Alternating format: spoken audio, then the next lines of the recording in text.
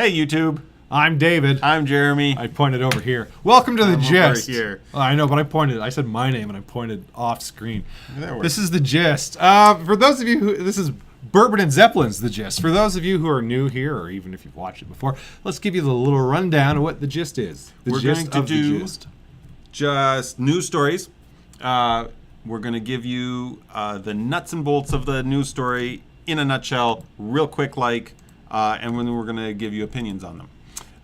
Left-leaning opinions, right-leaning opinions, opinions of every shape, size, and color, and interact with you guys and ask you what you think about it. All right. So the first story we're going to talk about tonight is, it's about Pride. It is Pride Month, it being June. All of June is Pride Month? Yes. I learned that this year, too. Oh, okay. I don't know how long June has been Pride Month, but definitely this year it is. Did other Six Deadly Sins get a month, too? Oh, for a second I was going to be like, wait, what? But maybe. Yeah. There's probably a food month. A food month? Excellent. Good. Wrath, sloth, gluttony. Is there like a Lust. sleepy month? Oh, that would be great. I don't know. A nappy month. All months should be sleepy.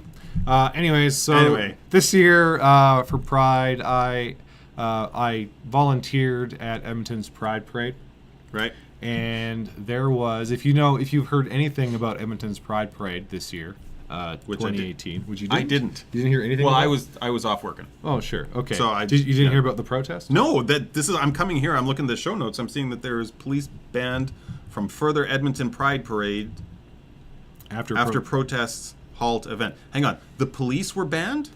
Yeah, from marching in the parade. Oh. Moving forward, they marched this year.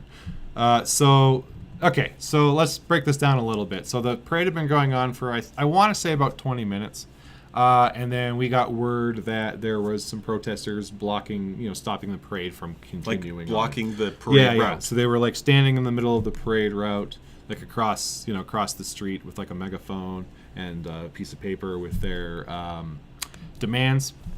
And Demands? Yeah, if you scroll down, there's an image of Is their piece of paper. That's Keep the going. police. That one. Where's... Huh. So I don't know if this was just handed to them. Now, to be fair, I was pretty far away from all this. So I was getting a lot of my information secondhand. And I honestly didn't even know until afterwards that their demands were, we don't want... So they had like 4 demands, the first of which was the police and the military should no longer be marching in the Pride Parade. In future parades. In future parades. Okay. So this year, the Edmonton Police Service, they marched, but not in uniform. That was sort of a compromise that they made. Why were they asked to not march in uniform? Okay, well, this sort of goes back. I feel like I'm going to give you a little bit of history. Yeah, I feel like there's more history here that I need to know about. Right. So how the Pride... Heather doesn't like gist. I know. So how the Pride Parade started was it actually started as a protest against... The Pride Parade started as a protest. Right. So it used to be a protest, in Edmonton and even in other cities. In the days of yore, or... In Edmonton, it was like 1980 something, early 80s, like 81 or 82. Okay. Gotcha. Or it might have been late 70s. No, I think it was early 80s. At any rate, in Canada, there was a bunch of bathhouse raids. Right. So the cops would bust in and bust into these bathhouses and basically arrest people for being gay. Was it illegal? It's because they were having sort of sex in a quasi-public place. Like they were, so there was like a law being broken there. But, it was, the bathhouses were being targeted specifically because it was for gay people. Right. Right? Yep. And so the cops were basically harassing people for being gay. And the story of the Edmonton one is, I think it was called the Pisces Club, something like that.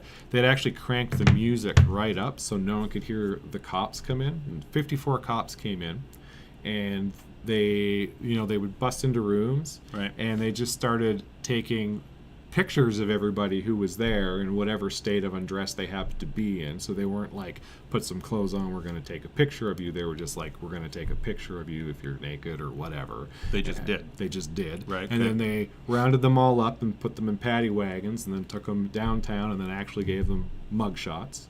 Like, right? So, you know, there's Did like... they let them get dressed before the mugshots? As far as I know. Okay. I honestly don't actually know that. We suspect they did. Presumably. Mm-hmm. And so basically, it was something like I want to say it was 4 weeks later, the first protest march happened. And, you know, it was a bunch of people who were scared to march. They had like bags on their heads because they didn't want people to know that, you know, that they were gay necessarily, right? Because, you know, this is, you know, early 80s where tolerance of homosexual behavior not super high. Sort of low. Yeah. Right. And so eventually that march sort of morphed into a pride parade. And that's kind of a similar story around the world. New York, they had the Stonewall riots, and then they had their protests, and these were all also against the cops. So like everyone's pride parade sort of stemmed from police protests. Okay. Protesting police. Protesting against, you know, how the police right. are, Okay. Yep. are treating homosexuals in their community, in the Right. LGBTQ community. So I kind of understand this, you know, a little bit. I'm of two minds, and we'll get into it a little. We'll get into it. So I understand why, you know, gay people would be uncomfortable with having a bunch of uniformed cops around, especially in their parade, right? Even if those cops themselves happen to be, you know, part of the LGBTQ community or allies thereof. Right. I get why that would sort of get people, make people uncomfortable. I do get that. I understand that. The military, so they actually also don't want the military to march in Or their RCMP. demand. Or RCMP. Well, RCMP are their cops, so I get that. Military, I'm sure there's probably some history there that I'm just not aware of. Like, I mean, I think it's pretty clear, you know, that whole don't ask, don't tell forever. Right, but aren't we trying to move to a point where even the military is inclusive? So We are, and this is sort of... the other mind. This is my sticking point. For those of you who are not new to the show and have seen me talk about anything before, I'm pretty big on inclusion. I consider myself to be an inclusion advocate. I believe that inclusion solves most, if not all, problems. You know, if we're scared of somebody, getting to know them, usually, you know, you get to know them via inclusion. Oh, now all of a sudden you're not scared of this person or this group anymore because you know people in that group who used to scare you, and Right. now they're Yep. not as foreign or you know, whatever. I keep using the word scared. I gotta buy a thesaurus. At any rate, so generally speaking, like my approach to this, like if I look at this and this demand of them saying, you know, we don't want police or military marching in our parade because of, and I have to believe it's because of the history of how the parade came to be, of how pride parades came to be. That it started out as a protest against police. So how weird is it now that the police are marching with us?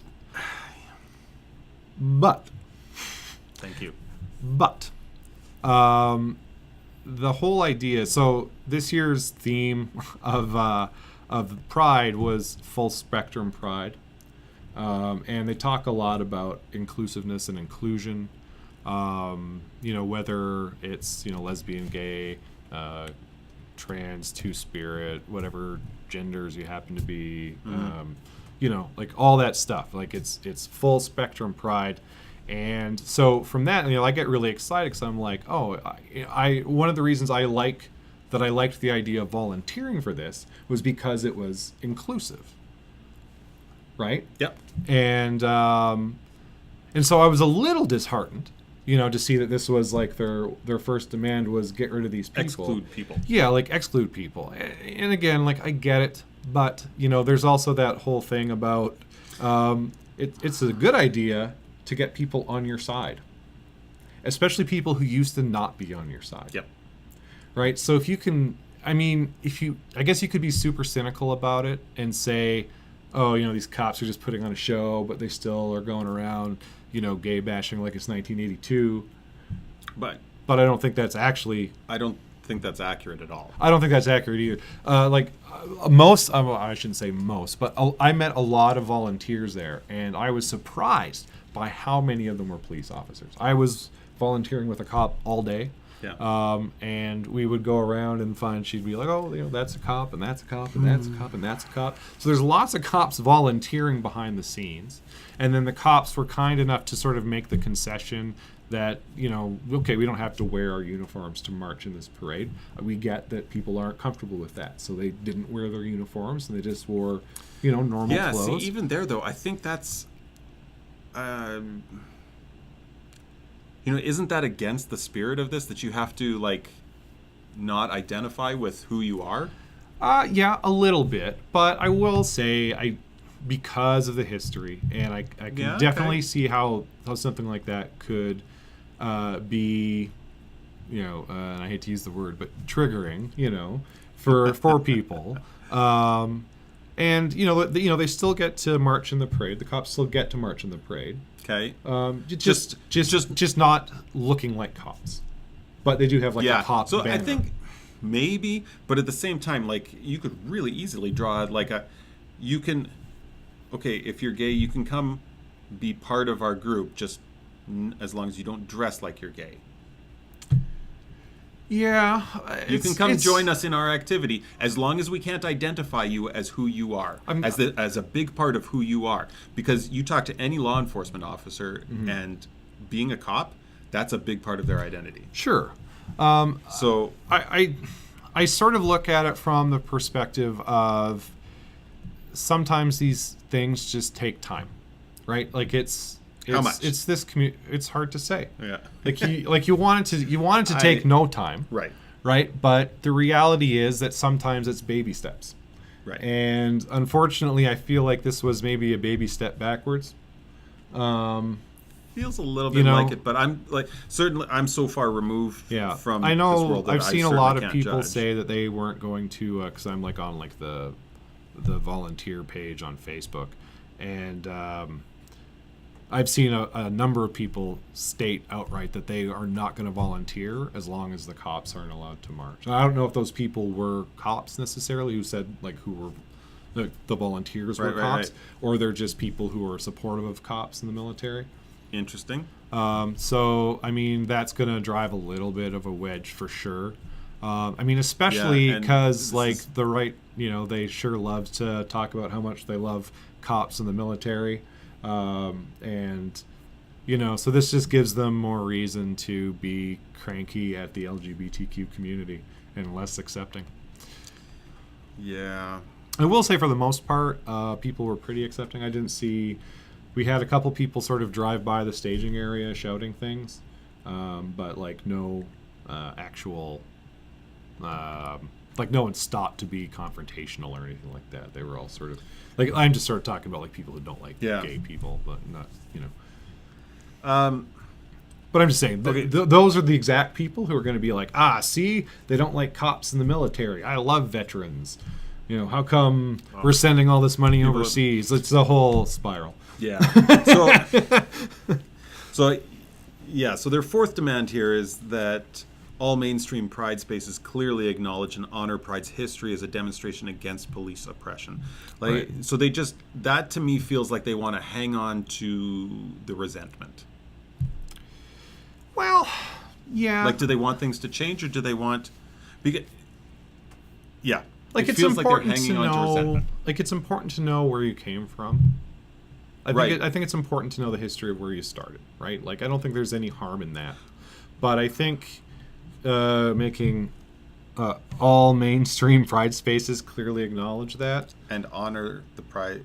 And it's so difficult for me to be super judgmental about this because I'm not really a member of that community, right? I can't tell them how to solve these sorts of problems. In all honesty, it's going to be conversation amongst themselves. I think over time this will change. Honestly, I do. But I think there's probably going to be a couple of years where, the police and the military just won't be welcome, and I think that'll reflect, I think, in the number of volunteers and the number of floats and the number of people going to watch the Pride Parade, and hopefully people will recognize that it's more beneficial to be more inclusive and put out an olive branch. Yep. Like, because you're right. Like, if that's all they focus on is like why, like that this started as a protest, that's all it's ever going to really be, is a protest, and you're never gonna progress. Like if you're protesting against the cops being jerks and they start trying to be nice to you, let them be nice to you. Like, I mean, don't roll over. Don't get me wrong. I mean, I think it would be perfectly fair for them to have like something somewhere, like in a heavily trafficked area that reminds people of why Pride is a thing and how it started, and how it started as police protests. I think that's perfectly fair. Mm-hmm. But I think to say that that's what Pride has to be about, that's like now. The messaging of Pride is that we started doing this because cops were jerks to us. Right. Well, I'm being a little glib there with jerks, but cops were brutalizing homosexuals in the early 80s, and nothing's changed in 40 years, or even if things have changed, who cares? Like, we don't want these guys around anymore. And to me, that just seems counterproductive. It seems like, I feel like the goal would be, we want to be friends with, we want the cops to be nice to us. Don't we want to be friends with everybody? And we want to be friends with the cops. So, hey, let's be friends with them. You'd think you'd be happy that they want to march alongside you. Let's be friends. Yeah. That's the gist of it.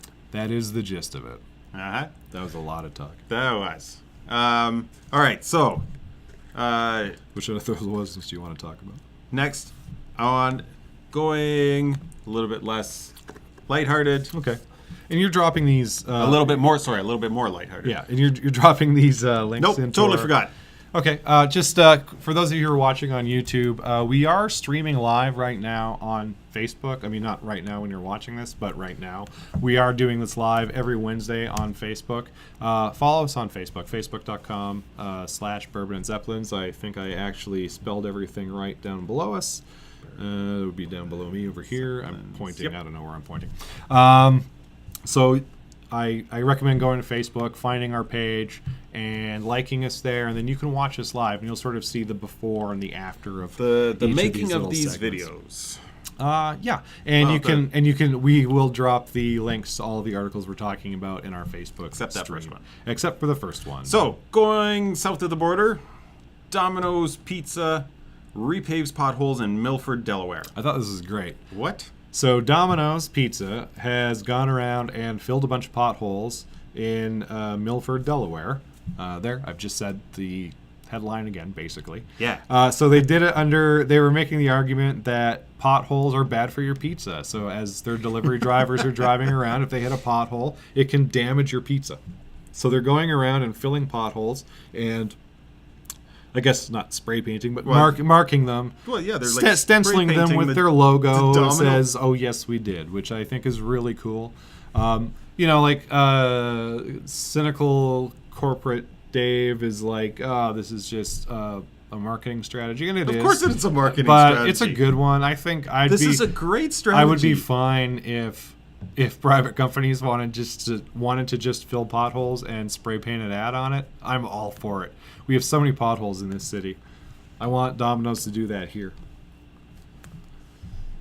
See, I was gonna make a stupid joke about how Domino's is just filling potholes with its pizzas, because their pizzas aren't very good. But I actually like Domino's.